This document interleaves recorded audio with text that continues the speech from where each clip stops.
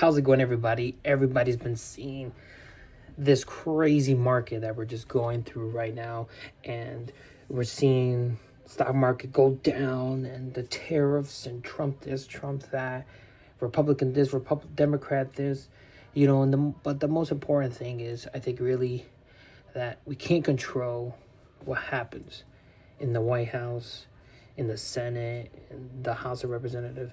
None of that stuff. We really can't control what our big bosses do on a corporate level. But the only thing we can control is how we manage and budget our money at home. That is the key for really navigating any type of success. Obviously, there's going to be moments where there's going to be really big downturns, but you got to be financially responsible and also preventative instead of reactive. I was working at my last job and they were very reactive. Something would break, fix it on the spot, do a quick band-aid fix, then you keep going on, turn it back up and run it again. A few weeks later, same problem, band-aid, band-aid, band-aid, band-aid. And you start developing this habit of, I'm just going to be reactive. I can never be preventative. So you have to be preventative in today's market. Really, really important. Because it's kind of worrying, right? Right now, they just did some data that just came out that right now a lot of people are going and being behind on their mortgages. Now, as we know, obviously, I was too young. I was playing Just Dance during that time. But around 2008, what happened? The housing crisis. Same thing right now could happen. But that's up to you, especially in a country like this. Yes, we would like for America to be better in so many different ways. I totally agree with that. But unfortunately, in this type of country, we have to be self-reliant. We just have to be. So you have to get your finances in order. This is something very good. This is something very crucial. You have to go and say, what am I spending on? What am I doing? What is truly important? Financial peace or buying that item there?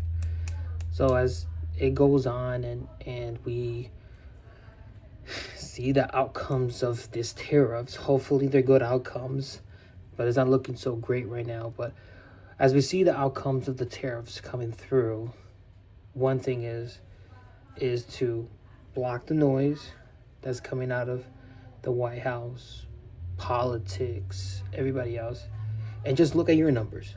Look at the items that you can control in your life. Subscriptions, buying name brand stuff. The hard thing, they say online, downsize. It's very hard to do. It's not something easy.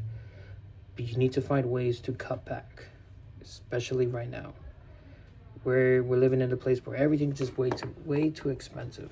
We focus on housing. Housing is expensive. But we need to find ways to cut back. If you need to move out that apartment to get a cheaper one, that's what you have to do. It's something easier said than done. That's why it's easier to start with subscriptions. Starting up no outside food, no name brand foods. Those three things, very easy. A lot of people can do very easily. And just keep working at it. But this is my thoughts on what's going on. And it's very scary, right? It's very scary on something that could happen, a recession out there. And it could be very bad for the general population. And I don't want that to happen. But we need to take in control. So, cut back. Have a emergency fund ready. And what's the last thing? And invest a little bit. Once you have to do in that order. Oh no, cut back. Pay off the debt. Cut back. Save up $2,000 of emergency fund. Pay all your debt. And then invest. It's the only way. They say the rich, you have to have debt because debt is good. And this is good debt, bad debt. For the general population, debt is terrible. For the general population, it's something that just eats away at the working class, and is a big lie from the upper class coming down here, because at the end of the day they're benefiting from our not having so much knowledge on how to use this debt properly. Yeah, they might throw a couple YouTube videos, they explain a little few things, but then you go and try it and you make one big mistake and now you have all this debt. So come back, pay the start of emergency fund at least $2,000, and then start tackling that debt that is eating you alive.